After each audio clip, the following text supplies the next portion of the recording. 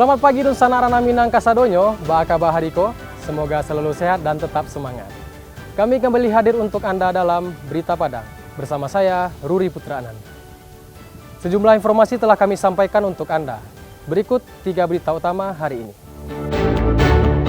Mandi-mandi di pantai Sumedang, pesisir selatan. Seorang pelajar asal Kerinci ditemukan meninggal dunia karena tenggelam. Kecanduan judi daring. 2 pemuda curi sepeda hingga 21 buah di lokasi yang berbeda. Keluarga miskin di Pariaman tinggal di gubuk reot beralaskan karung beras bekas.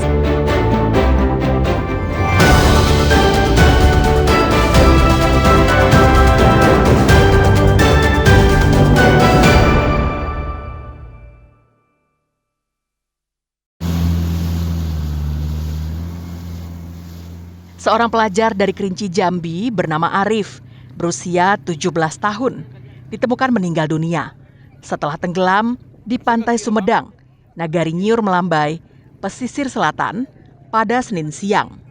Peristiwa naas itu terjadi pada hari Minggu sore ketika korban dan 3 temannya sedang mandi-mandi di pantai dalam rangka mengisi liburan sekolah. Ketika tengah asyik berenang, ombak besar datang dan menyeret mereka semua hingga ke tengah laut. 3 temannya berhasil selamat dan kembali ke pantai.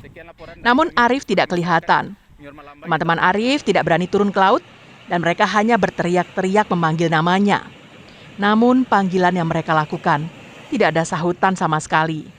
Teman-temannya kemudian melaporkan peristiwa itu kepada masyarakat setempat. Tim SAR gabungan kemudian melakukan pencarian pada Senin pagi. Setelah 6 jam pencarian, korban akhirnya ditemukan dalam kondisi tak bernyawa. Lokasi penemuan berada sekitar 200 meter arah barat dari titik kejadian awal. Korban ditemukan dari pergabungan kami dari Satgas kita membutuhkan sedikit dari arah ke barat. Itu kami berjarak sekitaran dari 1 meter dari jarak perahu Basarnas yang bergabung melakukan pencarian itu, dan posisi korban telah nampak di tim SAR gabungan sedang mengapung di jalan. Korban dibawa ke puskesmas tempat yang di Balai Selasa.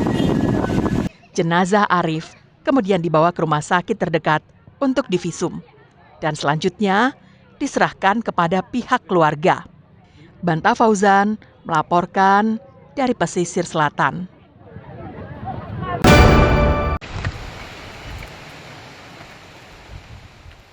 Beberapa orang warga Lubuk Minturun menyusuri aliran sungai Batang Air Dingin menuju daerah hulu. Mereka penasaran karena dari lokasinya bau menyengat sayup-sayup sampai terbawa angin. Bau tersebut seperti bau bangkai, tapi bukan bangkai binatang. Setelah berjalan beberapa lama, mereka akhirnya tiba di sumber bau yang menyengat itu, yang berasal dari sesosok mayat yang telah membusuk. Saat didekati, mereka tak mengenal mayat itu, karena sebagian wajahnya telah membusuk karena terendam air. Tapi mereka memastikan bahwa jasad itu berjenis kelamin laki-laki. Mayat tanpa identitas ini ditemukan tersangkut batu-batu besar di sungai. Temuan ini dilaporkan warga ke Babin Kamtipmas setempat dan meneruskan informasinya ke kantor SAR Padang. Kantor SAR yang menerima laporan langsung ke TKP dan mengevakuasi mayat itu. Jenazah korban dibawa ke Rumah Sakit Bayangkara Polda Sumbar untuk proses autopsi. Polisi masih melakukan penyelidikan atas kasus penemuan mayat ini.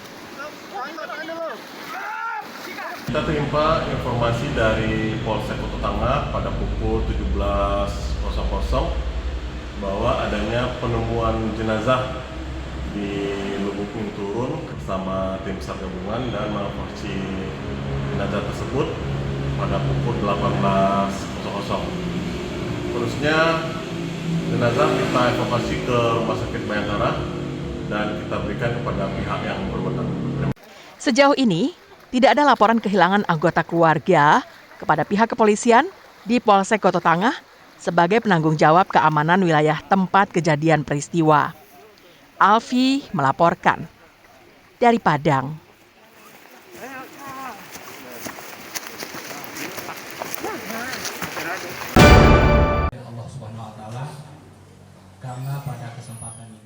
sempat ditahan dan menjalani rehabilitasi di Rumah Sakit HB Saanin Padang, seorang mahasiswa di salah satu perguruan tinggi di Padang, M. Iqbal, yang terlibat pemakaian sabu-sabu beberapa waktu lalu, dilepaskan dari semua tuntutan hukum dan dikembalikan kepada keluarganya.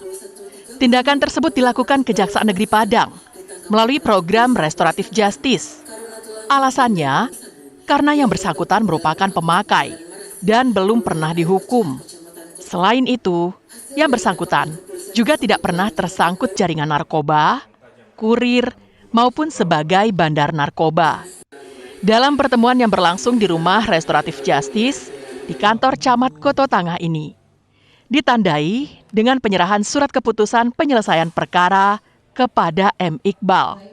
Keluarga tersangka pun tak bisa membendung air mata saat Muhammad Iqbal Van Suzan mendapatkan penghentian tuntutan melalui Restoratif Justice dari pihak kejaksaan.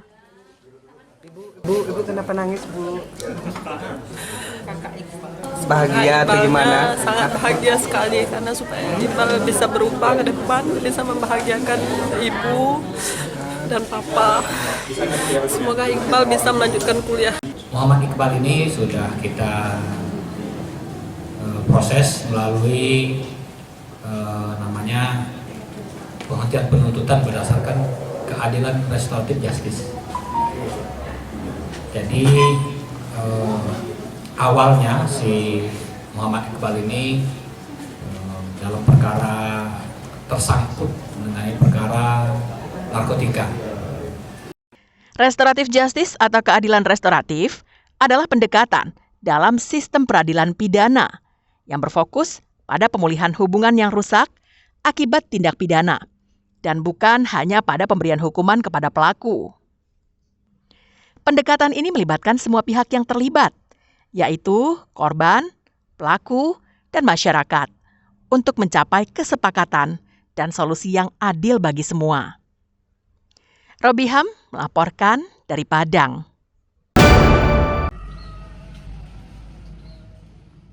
Kreatif, seorang ibu rumah tangga di Kecamatan Lubuk Sikaping, Pasaman, mengolah sampah plastik menjadi batu bata. Sedikit demi sedikit, ibu rumah tangga di Lubuk Sikaping ini mengumpulkan sampah plastik, kemudian diolahnya menjadi batu bata. Proses pembuatan batu bata ini menggunakan alat seadanya. Sampah plastik yang sudah terkumpul dilebur menggunakan kuali dengan api. Kemudian, plastik yang telah meleleh dan melebur ini dicampurkan dengan pasir. Setelah itu, dimasukkan ke dalam cetakan, sehingga menjadi batu bata. Ide ini muncul saat ia menjadi petugas sortir saat melipat surat suara untuk pilkada. Sampah plastik yang banyak dibawa pulang untuk diolahnya. Batu bata yang dia buat dipakai untuk melanjutkan pembangunan rumahnya yang belum selesai.